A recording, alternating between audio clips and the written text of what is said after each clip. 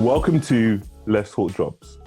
My name is Francis Arimo, and my goal is to help people get the career and the salary they deserve. Today, I'm with Helen from Toronto, originally from London. Helen, how are you doing? I'm fine. I'm good. Just managing my work day, and obviously really excited to sit down with you and talk about jobs and careers. So yeah, thanks for having me on. Brilliant. Thank you for coming. Means a lot. I really appreciate it. So I'm going to go straight in. No hold bars, as it were. Have you ever been fired or made redundant or let go before? Yes, I have been made redundant. I've been made Yeah. redundant from, it was like my first big job out of university. So that So was we're going to back go into in, the details in a second. So I don't want you to overshare too much of the details. But talk to me about how the feelings you felt when you heard the news, where you were, what went through your mind, and that whole process. to be honest, it was a feeling of, naturally upset. To be honest, it was shared because it was a department redundancy. So the feelings that you feel of rejection of it or inadequacy when it's just you solo, it felt a bit shared, if that makes sense. So I still had those Yeah. feelings, but at least I had an understanding, or I was able to kind of lean on the fact that it wasn't just a me issue, but it was a department issue, if that makes sense. But yeah, it was a dream job for me. I really loved working there, so it definitely cut for in terms of having to leave the role, and in terms of the way I had to leave the role, if that makes sense. Right, right. So before we go into, we're going to come back to that story. That seems like an interesting story. So what was your very first job? So what's the first job that you remember that wasn't working for family? You got paid a real salary or a real pay, Yeah. hourly or whatever it was, and it was, yeah. What was that job? What did you do? Do you remember? Yeah, I mean, I think my first job was when I was 16, so still at Yeah, school, and I was working at a clothing store. It was a very small chain in like South London. We had yeah. stores in Clapham, Blackheath. So yeah, it was selling shoes and clothes. Did you get discount? Yeah, I got discount, which I used quite. The clothes actually were quite expensive, Oh, so they were kind really? of like independent designers. So yeah, I definitely got discount, and I definitely used a lot of my pay on the clothes in store. How much did you get paid? Oh, I can't remember. This was like a real good few years ago. I want to say about £13. I'm not sure. £13 an hour. Yeah, I can't remember. That's crazy money when you're 16. Like you Yeah. must have been a millionaire.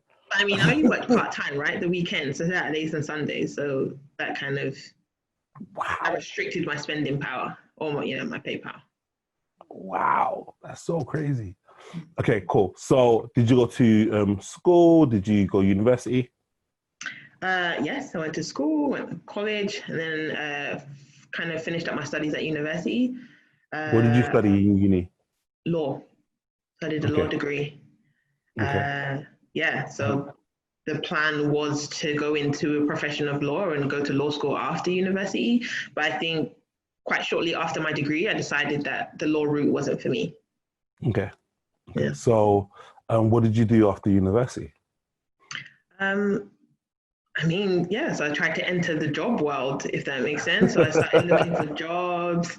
I think although I'd made a decision not to go down the law route, I'd made a decision that I wanted to go into entertainment. So I wanted to work in the creative field. So that's where I kind of set my goals, and I set, kind of restricted my search to in terms of jobs that I was looking for and people that I was speaking to. So yeah, that didn't happen for maybe about 2 years after I Okay. graduated. So Okay. I So kind of walk fell me in. walk me through that. I'm trying to understand Mm, how you did law and then you said, actually, I want to do entertainment, and that's where my focus is going to be. That's a big change. That's a big pivot, yeah. especially when you have a law degree. So walk me through your logic, what was going through your mind, why entertainment, what area of the entertainment were you thinking? Yeah. Talk to me through about that. To be honest, I think I wasn't necessarily sure what I wanted to do at university, but I know I wanted it to hold weight. I knew I wanted it to give me options in terms of career options after university. So, and maybe to a degree, I probably did law for my mum. So, Right. as a African first child as well, there's kind of set paths for your career that Of course. you kind of brought on that are solid and is going to bring pride to the home and yourself. Yeah. So yeah, I went that way, um, just because I guess I was, Lawyer, doctor. yeah, What's the other one we're allowed to be? engineer, Engineer, lawyer, doctor, maybe accountant. accountant. Yeah, she really wanted Um, that one. The accountant's what she wanted, but numbers, I'm not there. I love that. She's an And if accountant, it's, so she wanted me to be an accountant. but she So settled for a lawyer. She said, "Well, if you can't be an accountant, be a lawyer, and I'll be okay with that." there's money there, so yeah, that's good. I love that. I love that. So, um, so you're trying to get into entertainment now. Entertainment's hard. Hmm. So, what were the things that you was doing to try and get into entertainment? So I didn't know anybody in the creative industry. Um, so I just started kind of cold emailing, cold calling That's labels, great. people that I knew worked in kind of like the music video industry, people I'd seen on Twitter that worked at labels, just sending cold DMs, phone calls, emails where I could, and just hoping for a kind of callback or some Okay. advice. Yeah. Okay. Uh, So, how did that work out? it didn't. It didn't work out. Like no one got back to me. Yeah, no one could help. No one answered my DM. So That's, I mean, I'm expecting you to say, I mean, it worked out perfectly. no, It was smooth sailing. yeah, I've now got the career I wanted to get. No, 2 years solid O2 airtime. Like nobody. Nah, nah. that is that is so funny. So, okay, so what? Okay, so what are you doing in those 2 years? So, what is happening in your day to day? Where are you working? What are Yeah. you looking for? Work within the entertainment industry. So I think my first job, obviously, like I was fresh out of uni, so I just knew that Yeah, obviously I needed to start working. So my first job was at Kurt Geiger, which was a quite a good shoe store back in yeah, 2011. But so yeah, I started working for them, and it was like a kind of retail concession within Debenhams, which is a larger kind of retail store. yeah. And I did that for, I want to say about a year, maybe a bit less, 10 months, um, before I kind of knew that I hated retail, and I just really wanted to be in a role that was kind of office based, Yeah, So yeah, totally. while I was looking for my dream job, I was open to what that role would be, but I knew I wanted to be at an office desk, like in a seat, essentially, rather than running office. Can I sit down, please? That's what. As long as I get to sit down, I'm happy. That's. Exactly. Hmm. Okay, So, so we leave Kurt Geiger. We say we yeah, thank you for what you've given us and the yeah. discount on the shoes Hmm. that I've shared with my whole family. Now we've moved on. Now we moved on, and we're looking for office desk. What was your plans? How did you look for work? Where did you apply? Obviously, you Yeah. still want to do your Career. career, Hmm. but then we need some money in the meantime. Absolutely. So I felt like the easiest way was to maybe join an agency. I think I had friends who had luck in terms of joining different kind of recruitment agencies like Right, Hayes, Reed. So right. I had Michael a, Page. Yeah, yeah, exactly. So I had a connect who had she had found work through Hayes. So she just kind of looped me in with her rep from Hayes, and her umbrella was, again, I didn't know what her field was in terms of actually finding assignments for um, prospects, if that makes sense. But this was the person I was given, so I just kind of rolled with what she gave me. And yeah, her umbrella was kind of facilities and office admin. Okay, yeah, office admin I can do, like, it's my first job out of, like, real job out of uni. So okay, fine, that will pay the bills. So yeah, that's what I did for about a year and a half, 2 years. Okay. Yeah. Okay. So, so talk to me about that job. Like, how was that? Was it multiple companies? Yeah. How did that career? How was that? So I don't know if like you're familiar, but in terms of getting an assignment at an agency, it can run from you can get a permanent one off the bat, or her field is actually more temp. So I might be in a position for a week or 2 months or 6 months. It depends on the need of the employer at that time. Yeah. So yeah, I had a lot of moving around, having to restart the onboarding at a new company and meet new Yeah. people, and yeah, so essentially was that I just kind of did my contract, which wrap up there, say thank you, and then ask her for the next one, go on that interview, and start a new job. Probably usually within days of Wow. ending the last one. So I guess my question is, how does this link to your career? Like, how did you get from where you Okay. from that role to your actual career job? So it was quite funny. So obviously I ended up at I think it was some sort of kind of university, and essentially I was there for about 2 3 weeks, and me Right. being me, quite quiet, or I keep to myself, go in, do my work, go Antisocial. yeah. You're saying No, quiet, keep to myself. no, I wouldn't say We that. call that antisocial, but No, I'm not not judging antisocial nobody. at It's all. totally fine. I'm an observer. I'm an observer. I'm somebody who Observer, tends to right, right, observe, right. right? I'm, So I'm an observer, right? so in the midst of me observing, Yeah, um, basically we had some sort of system crash where, and the office was split into two, right? So we had some sort of systems crash where the majority of us had to be moved over to the other side of the office. So I was sitting with people who I didn't necessarily interact with on a daily basis. And one of the yeah, girls basically said to me, "Oh, you're really super quiet. What is it that you do?"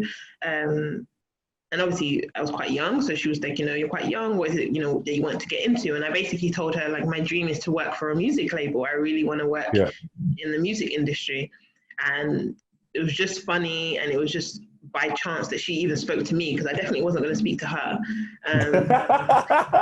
Sounds so bad, but I just didn't have the courage to strike up conversation. So I'm happy that she struck up Yeah, conversation with me. And essentially, she said she just finished working at a label, and she had connects that she could connect me with, and then she would help crazy, me in terms of emails and contacts, and crazy. yeah. So That she sounds. did. That's so crazy. Yeah, That's so crazy. yeah. So wait. So you typically don't interact often with people in your office, which is fine because you're not there for too long. And just so happens that this person starts talking to you, and while they're talking to you, you're thinking, "Why are you talking to me?" No. But you're pleasant, you're pleasant, and you're nice. This is Yes. my summary, Yeah. and they pretty much say, "You know, I can actually get you into the career that you want to get into." So Yeah. what happens next? So, she gives me emails, like maybe one or two HR and old colleagues, Wow, essentially. And in fact, the email that she gave me was a man in the law department at Sony, wow, if that makes sense. So wow. I was obviously I did a law degree, so I was actually supposed to go into entertainment law.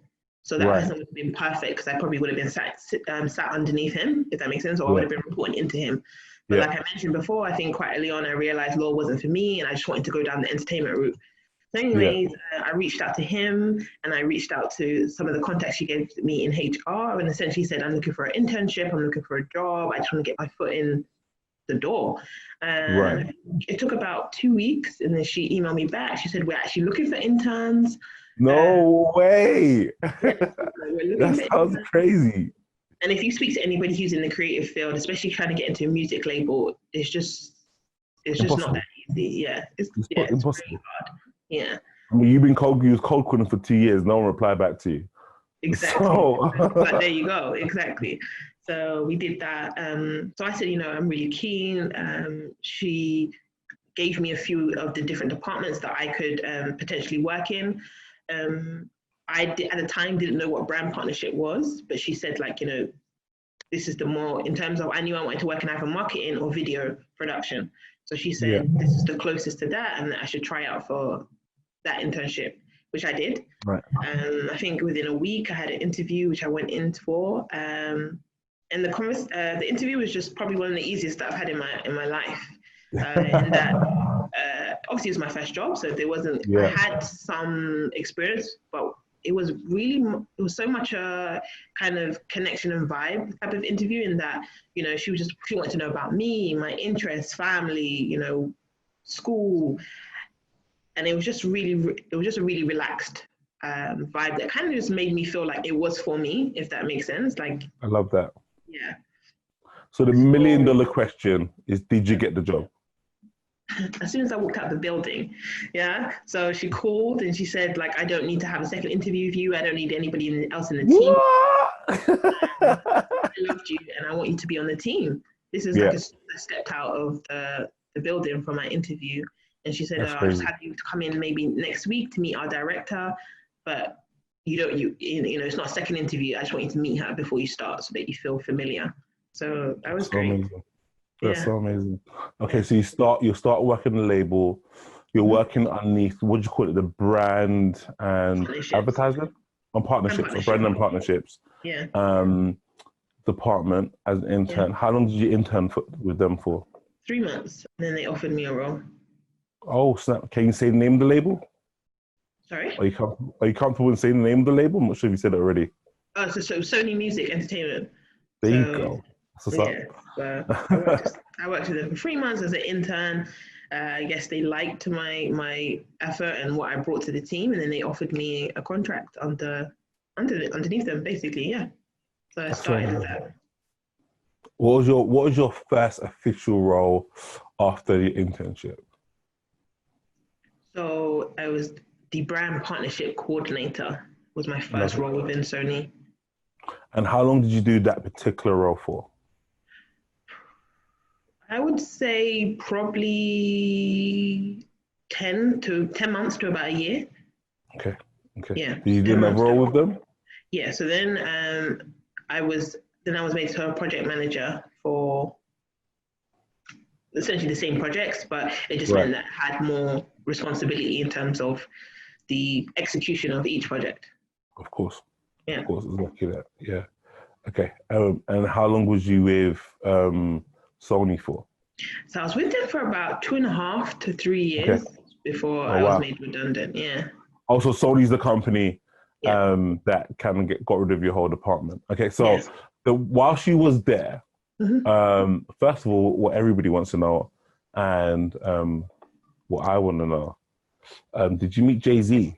That's really important. Oh, unfortunately, not Jay-Z. Jay-Z's not under our label, but I did meet quite a few stars. I think the biggest one probably that I met was Pharrell. That's dope. Yeah. That's dope. I mean, he's not Jay-Z, but he's amazing.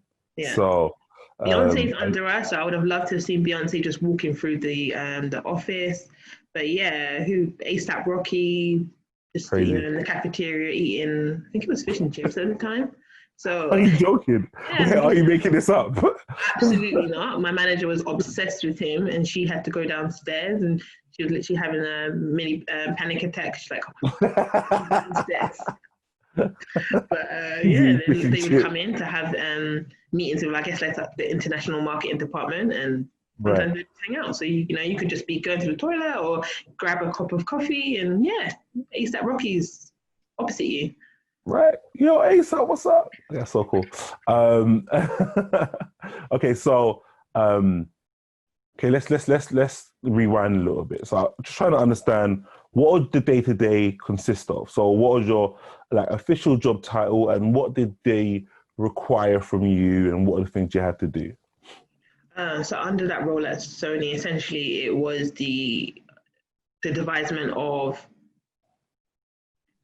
I guess, role projects and partnerships that brought commercial value to an artist and to the company, if that makes sense. So my role was kind of split between answering brand asks, so Puma, Nike, in terms of, they had a new product coming out, they wanted a new brand ambassador, and they wanted an artist to connect with.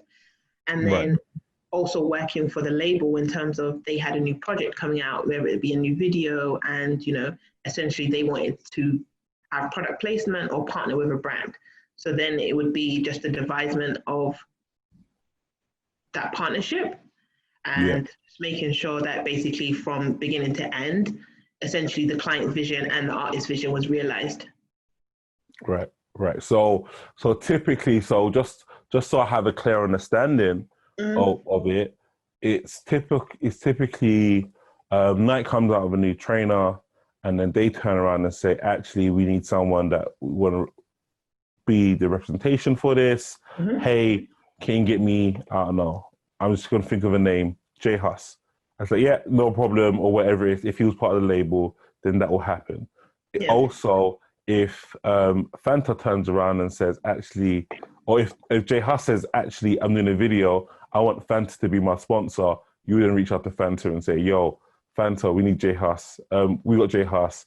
Are you sure you want to throw him in? Okay, I don't know why he's on my mind. His music's amazing, so I'm sure people see J Hus. Big up J Hus. Anyway, so okay, cool. That's how it works. Okay, perfect. Fanta and J Hus should have done something a while ago, but that's true. That's a separate. That's a separate. So true. Yeah. That's a separate thing. Yeah, you should bring that together. Anyway, away from that. So then, they let you go. They let the department go. What did you do next? How long before you finally left the country and went to Canada? So there was a 5-year gap of me doing jobs that I didn't necessarily like.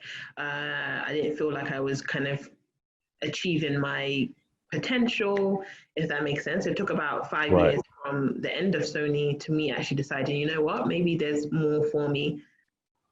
I'll say that again. So maybe there's like more for me outside of London. Right. So why Canada? Why not North America? Why not Brazil or South Africa? What happened? How was that decision? Hey, I'm going to go to Canada. What did that look like? Honestly, it just came from a place where I had visited, right? So my friends had done it maybe a year prior to me, and I had made a decision to go and visit her. And as soon as I landed, I just felt like I connected with the place. I feel like Toronto is really synonymous to London. There's no culture shock. It's multicultural, so you're going to see yourself out and about in bars, clubs, wherever it may be. You do to socialize. You see enough of yourself and enough of kind of like English culture, especially like the music, slang. So you don't feel like you're too far away from home, right? I felt like my desire probably would have been to go to America, the US, but the visa is just super hard. Whereas the process to get to Canada is super easy. So talk to me. How was the process for you? How, like, with the visas and everything else? What happened? So like the first day I came to Toronto, I think I decided that night once we went out with my friends that I want to move here.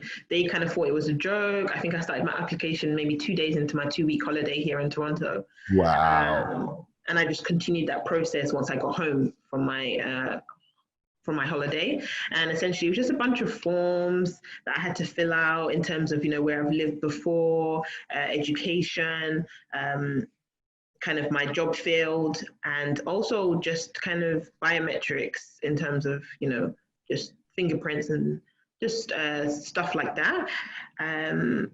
It took I would say it took me about 2.5 months. So I started at the beginning of June. I think I was given approval by the Canadian government, let's say beginning of August. Yeah. At the end of August, I had booked my flight. No. October, I was like, handed in my notice, worked that notice out, and then October came. Wait. So was you applying for jobs in the UK? At the time, no. I was in a job. Oh my God. So you wasn't applying for any jobs. So when you got to Toronto, you did not have a job. Was I applying for jobs in Toronto or the UK? Okay. No, applying to work from the UK. So I was applying for jobs, and I wanted it to be close enough that I could be present for an interview. So I didn't Right. really start applying for jobs maybe until I knew I was flying out October. So I think I started applying for jobs maybe the beginning of September, if that Right. makes sense. Yeah. So trying to pull out any feelers in terms of roles that I could get. Right. So, and Right. I had to be careful because I feel like the creative field in the UK is vast, it's really big. There's many options for you. You can work client side, you can work agency. And I was worried that I may not have as many options in Toronto because Toronto is smaller than Yeah. London. So that was a worry for me, but I just kept on applying. And similarly to Sony Music, I didn't have any callbacks. No one kind of really, you know, interacted with me or my CV that had been shared. So yeah, I just Right. flew out. That's so crazy. Yeah. So you're in Toronto. Like where you live in, like you have to pay rent, like life is real. Like what happened next? So I mean, again, like I mentioned before, my friend had done the process before. So I think to a degree, she helped me with the process and what I needed to do. You can't enter Canada or Toronto without a certain amount of money in your bank account. Right. So the whole time that from the moment that I decided that I wanted to move in June and I came back and started obviously working, I made sure that I was saving the majority of my paycheck to kind of fund me once I arrived in Toronto, knowing that I was Yeah. coming without a job. So yeah, and obviously I stayed with my friend. We started for maybe I think it was about 2 weeks, Wow. maybe closer to a month actually. But during that time, we were looking for properties that we could all move into, if that makes Yeah. sense. Yeah. So and we did that. We found a great one, which was like downtown Toronto, which is Yeah. prime location. Everybody wants to live downtown Toronto. It's essentially living in like Oxford Circus, and obviously in Wow. London you can't really afford to. No one lives in No one Oxford really Circus. lives in. So yeah, so it's a great location that we Yeah. found. And yeah, so in the midst of paying for that, movers, buying new furniture, for my bedroom and for the house, I was still looking for a job. So yeah. Yeah. Mhm. Wow. That's crazy. Sounds expensive. So I guess so what was your first job in Toronto? So my first job in Toronto was at activation for Drake. Oh So wow. yeah. Okay. Okay. Yeah. So to be honest, Yeah. I signed an NDA, so I don't know if I should be doing this. But Okay. Okay. We yeah, have to talk about that. We yeah, did X for Drake. Cool. yeah, yeah. So I did a job for Drake essentially. Again, I signed an NDA, so I can't give too many details because he hasn't released it yet. But essentially, I Oh, did some sort of social amplification for him, that's so and I did crazy. that as a freelancer. You can kind Oh, of really? That's yeah. so. How'd you get that work? Did you apply? Where'd you go? Was it on So LinkedIn, again, it was just Indeed.com? networking. It was just Okay. networking, and a friend of mine put me in touch with a friend of hers who she knows is in that line of work, being kind of like retail activation. And I shared my CV with her. She loved it. We kind of scheduled a chat, and she was like, actually, I actually have something that's on the pipeline. I think you'd be amazing for. Can I share your CV? So I was like, yeah. The next 2 days, she put me in with uh, one of Drake's team, Yeah. and we kind of just rolled with it from there. And from there, yeah. That's so crazy. That's so Mm. crazy. So the way I'm going to tell the story is, so Drake called you and Drake said, "I need you on the work," and you said, I "Ah, need you your know what? brain. I I'll need your, see." I just need your, Right. yeah. And then Definitely. you I said, you know "I'll what, see. I'll Drake? see what I can do. If you I can see move what I it to do. next I'll check Friday, my diary. I'm new to the country, but you know what? It's you asking. Like, if I'll see what I can do. Fully here's my booked." So fee. here's how many zeros I need. Yeah. Um, okay, so no, that's amazing. It's crazy that just the thought that you were out of the industry, as it were, for 5 years, and then you move halfway across the world, and the first bit of work you get is working with Drake. Like Yeah. that sounds a bit crazy to me. Just throwing it Kind of out there, sounds a crazy. bit crazy. Yeah. That sounds super crazy. Okay, so now so talk to me about the role that you're in at the moment. Like, who are you So, working? How did you get that role? so I guess like me being out, I was adamant that my move meant that I was back in the creative field and I was working in a Right. job that I really enjoyed. Um, so before I moved to Toronto, I basically shared my CV with a bunch of creative agencies. I think that was a way of me knowing what creative companies were in Toronto, because I Yeah. felt like LinkedIn or Google search didn't necessarily give me everybody that I could potentially be applying to. So Yeah. I felt like, just give your CV to somebody who already knows the creative lay of the land. So I did that. Um, and I kind of met with her, I think within my first month that I was here. So she kind of knew the type of jobs that I was looking for, my pay, kind of expectations, my salary expectations. And yeah, she just started seeding out my CV from there. Uh, I've basically had an interview a month. So I had an interview first in December Yeah. for it was like a kind of activation company. So they basically do partnerships, but they do the event side, right? So if you Yeah. see a huge party with like Nike and Red Bull or something like Yeah. that, they basically do those activations. I didn't get that. Fine. Then I had an interview with Adidas in January. And Yeah. again, that was supposed to be like retail activation. Didn't get that. Yeah. Fine. So then I had an interview in February for MLSC, which is quite a huge deal in Toronto. Yeah. And so it's basically Maple Leaf Sports and Entertainment. So I'd kind Yeah. of pivoted now from music into sports, from music to lifestyle to sports, essentially. Yeah. And that's where I am today. I'm their account production lead. That's so crazy. So Yeah. wait, so talk to me about, so this is February, right? So two things is running through my mind. Um, COVID is around the corner. Like Mm, COVID kind of hits in March. yeah. And what happened with that. Um, and then also, how did you survive? So let's talk about how you survived before we talk about you starting a job in the middle of COVID. So, how did you survive up until February? So, you did the freelance work, you Yeah. had a bit of savings. I was Like, also how did you? So I just for extra money, because obviously again we'd moved into our new apartment. I had to make rent. Yeah. I'd pre-booked, probably silly of me, but I pre-booked a trip to LA in January. So like that was already like so and so that was already all the I booked my flight, so I had to commit to that in terms of going there and having a good time. Luckily, I had enough savings that it wasn't too difficult. None of it felt Nice. too scary, but I'm definitely Nice. somebody who likes to kind of have my ducks in a row. So essentially, Yeah. I want to know that if I'm burning money in LA, when I come home, I've got money to pay rent, to Yeah. eat Yeah. and blah blah blah. So I picked up temping. I only really had to do that for about 3-4 weeks. Okay. Again, it's the same type of thing that I had previously done in London, which was kind of like office admin. Yeah. So right, it was quite easy. Just until I waited for my dream role Yeah, here. definitely. So talk to me about like starting a new job.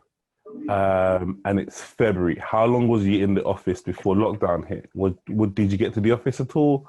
What did that look like? Yeah, I mean, so I started my role March 2nd. So I got the job, I Wow. done my contract and signed everything towards the end of February. And then actually my start date was March 2nd. So I was actually in the Wow. office for 2 weeks. So that's 10 days, like even if you think about it in a working week. And Right. probably even less than that. I think it was 9 days because on the Thursday, I remember I got an email basically saying they advise everybody to work from home. Um, Wow. yeah, so the nature of my job meant that it's quite fast paced already. So I was already kind of going home with my laptop. So I kind of had everything that would allow me to work from home. So yeah, and I haven't been back to the office since. So I started Wow. a lot of projects with different stakeholders within the company, not necessarily knowing anybody, not having a relationship with a lot of people. So yeah, I mean, I started a project yesterday. I'm still meeting people that essentially I've never met, I've never been on the project with. But yeah, so I just have to kind of but there was a lot. There was a few people that started through COVID. So yeah, it's different, but Wow. you just have to So roll with then it. talk to me about that what your organization exists for. So I know it's still in that kind of brand and the partnerships, right? But Mhm. then who's the other end? So basically, MLSC the B is the umbrella of all sports that happen in Toronto. So they own Wow. the Raptors, which is the reigning NBA champions right now from Yeah. 2019. I got to get that in there. Clearly, someone's a die-hard fan. Definitely. So they've converted me, and I know I definitely didn't watch basketball in the UK, but I'm definitely a fan here. You go to a few games, you're actually in the city at a time when they actually win, and you see how the city erupts. You become a fan. So yeah, so they own the Raptors. They Yeah, own Toronto Maple Leafs, which is their hockey team. They yeah. own Toronto FC, which is their soccer team, football for us, and then they own the Argonauts, which is their American football team. So Okay, essentially, yeah. So okay, they're basically the parent sport company of all the teams in Toronto. okay. So I guess come February when they interviewed and they hired you, they would have thought, well, we're going to be super busy because we're the reigning champions and we need to make sure that everybody's getting put out to work. That's Mm, the reality, right? But absolutely. then come March when sports are not even being played, Yep. what I mean, surely they must be thinking about redundancy. And you don't have to go into that too much, but did you get a kind of a fear similar to I finally got my dream job? They're gonna do me like my last dream job did me. What was going through your mind? Oh, How did 100. you handle that? Yeah, Yeah, 100%. I felt like, the general rule at work anyway, right? Like last in, first out. yeah, So and that would have been fair if that makes sense. I think us approaching the playoffs and sports being a big kind of money kind of opportunity for them in terms of all the different games that you can go to. They were losing. I won't give figures, but they were losing a high number of millions basically yeah. per Of quarter. course, If that makes of sense. course. So Yeah, yeah, we worried about that, and I think a lot of people worried about their job. yeah, Um, and then essentially, I think so. At the moment, I'm contracting. So at the moment, right, I think they wanted to make me permanent, but right. they couldn't because I'm not a permanent resident here. So that was Wow. Okay. yeah. So that was taken away from me. Um, but they knew they wanted to keep me. They knew that that it might be slow in this instance, but and as it has happened, would pick up kind of partnership and would pick up kind of content to roll out with. So and it's been a constant onslaught of work. So it hasn't slowed down. I'm probably Wow. sure that it hasn't been as intense as it could have been if we were operating business as usual. But Right, right, right. so I'm really grateful that I was able to keep my job and not only just keep my job, but you know, they were like, we want to extend your contract like well into. Wow. So and it That's helped that a amazing. lot of like a lot of our kind of art directors and creative directors had given great feedback back to my manager and stuff. So I think that kind of locked in the fact that yeah, we definitely need her on the team. So grateful for Yeah. that. That's amazing. So shifting gears a little bit, right? So, like, do you have any family members, or friends prior to the industry that works in entertainment or stuff along those lines? Is that No, no? Okay, no. so that cousin, no? No, I feel like Okay, any kind of friend. I have two friends essentially, but I actually didn't even know that they did that. And I feel like they didn't start as early as me. It was maybe something that happened for them in the last maybe 2 years, 3 years, if that right, makes sense. So any kind of friends that I have in the industry was made from actually working in the industry right, rather than, I saw an aunt or a cousin who had inspired me to kind of go down that road and I followed, if that makes sense. right. So Yeah. then I guess my question really, the heart behind it is, um, that how do you navigate in the industry where you you don't really know that many people, or like how do you kind of just maneuver ultimately and stay motivated when there's no one that you're connected to that has done it before? It can be difficult. Like I would definitely say it can be difficult, and I've definitely positioned myself as an ally for Black girls and boys like that want to get into the industry. I think it was really important for me because I struggled so much to get in, and so I've had people reach out to me on LinkedIn. I've had, you Yeah, know, friends, little sisters and brothers be like, oh yeah, like Helen used to work in music. She can help you with your CV. She can help you with your application. So I knew it was something that I wanted to do. So that was always my motivation. It wasn't something that was given to me. It wasn't something I saw and kind of, you know, maybe lusted after. I wanted to work in music. right. I was open to what type of field or to what degree I worked in that industry. But yeah, it was a big thing for me. But I definitely feel like, and I see a lot more now of people who are in the industry, you know, kind of creating support groups or creating kind of opportunities so that Black people are represented a bit more Yeah. when being offered up for these roles. Yeah. So, talk to me about what do you feel? So, like the core skills. So, I know that there's obviously some level of experience that you've had that's helped you get to where you are. But what are some like the core raw skills you feel required to do your job? I think in essence, what I do is project management, right? So it's Right. the managing of different stakeholders. So for me, I sit between production and then I sit Yeah. between accounts. So that's the client. Right. The brand essentially.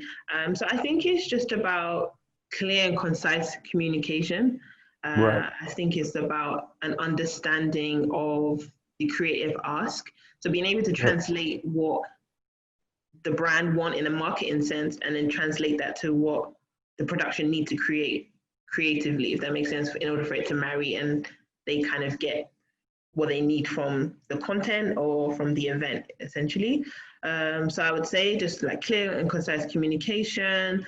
I would say time management is really apt. So you have to definitely at any one time you could probably have about 10 to 20 projects. So you know, time management, communication is just really, really, really important. I think those would probably be the main two that I would say, like, if you are skilled there, it doesn't matter what type of role you are currently in. If you are skilled in time management and communication, then you would have enough of the skills that are transferable over. Obviously, bar having the creative Right. experience and the creative knowledge in terms of specs and you know tools and cameras. Other than that, then you could switch over. So basically, what you're telling me is, if if you worked in retail, and so you're great with your customer service and interacting with different stakeholders, and you're someone that's always on time and organized. Mm. You can easy that's you have the raw skills. Not saying it's gonna be easy for the transition, but you have the Yeah. raw skills to move over to industry similar to yours. Yeah, I mean, I would definitely say in terms of you know you trying someone who was in that retail position trying to transition over to an um, assistant project manager or assistant coordinator, it would work. I think Yeah. in just the example you gave there, your use of communication and time management is a bit different to maybe if you were an office manager or if Okay. you Okay. were, you know, so like, but again, like you said, like, there's different levels. Not everybody goes in and being a project manager, right? So Totally, yeah. totally. So you think that so if you're office manager right now, Mhm. then that's pretty much like a perfect fit. So really, when Hayes gave you that temping job, they was really training you for this role. Yeah, essentially, definitely. I can definitely say there were skills that I had Yeah, that I've been able to easily transfer over, if that makes sense. So yeah. yeah, that was a I plus. love that. I Yeah. love that. I love that. So, Hayes, be a sponsor of the show.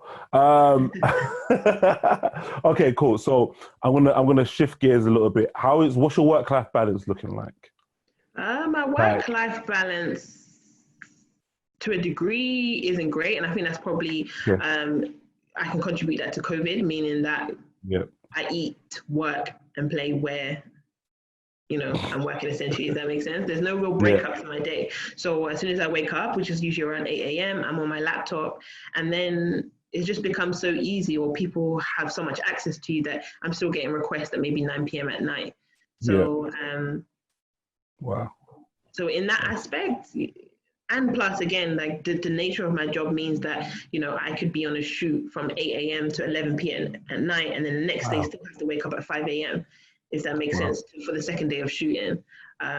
So it depends, like week by week. That's crazy. That's what people pray for, though. No, and that's some of the things I prayed for, and it's it's enough that you get a balance. So like last week, I had a lot of projects that I was wrapping up, so it was every day, constant like meetings. But then this week, I've kind of wrapped the majority of mine, so it's That's amazing. Okay, cool. So shifting gears a little bit. If you could go back 10 years, what advice would you give yourself? A younger version of you. I would say connect or network. So when you're working in a company, whether it's finance, it's creative, just connect with people, if that makes sense. Make connections in other departments, if that makes sense. Make yourself known. I would say if you can move abroad, do it. Wow. Like, that's my only regret about moving to Toronto, is that I didn't do it earlier. Wow. So you're really selling this city. I'm just throwing it out there. You're really selling the city. And I think you can speak to a bunch of us, and maybe people might have cons. It's like an individual experience, isn't it? But no, I'm enjoying it out here. That's so amazing. That's so amazing. I really appreciate your time. Thank you very much. Is there if viewers want to get in contact with you, how should they reach you? LinkedIn? Is there another version? Yeah. Okay. So my name, which is just Helen Olaniyan on LinkedIn. So that's OLANIYAN. And then my Instagram, my DMs are open. So for business. Yeah, I'll put all of that in the chat as well, so they'll see that. All right, thank you very much. You've been amazing. Helen, now in Toronto. Helen, last question. I can't believe I didn't ask this question. So compared to what you got paid in Kurt Geiger to what you're getting paid right now, like what is your living situation looking like comparing the two? I'm lucky. I'm thankful for the progress. I'm able to essentially do everything that I need to do in terms of accounting for my monthly bills and expenditure, while still being able to save. I think I calculated it last time to be about 57% of my salary. So I'm able to save that and put that towards goals that I'm I hope that sounds crazy. That is crazy. Yeah. There's very few people that can save 57% of their. That's crazy. That is a crazy number. I don't probably need to save that much, but it just means that I get to my goal a bit quicker than if I didn't. If that makes sense. So so I'm really happy that I'm in a position where I have the option to save that much if I want to, or if not, still put quite a bit away. That means that I'm accumulating my savings pot nicely, but I have a bit more to do. Do you still live in downtown Toronto? Yeah, I do. And you're still saving 57%. This is crazy. If you was in the UK, do you think you could do that? Probably not. I think no, I don't think so. Well, I definitely couldn't live in Soho or Oxford Circus, which is the equivalent of downtown here, right? Yeah. So I feel like if I was living in the equivalent of downtown Toronto in London, I wouldn't be able to save as much. No. Yeah, that's so crazy. Yeah. That's so crazy.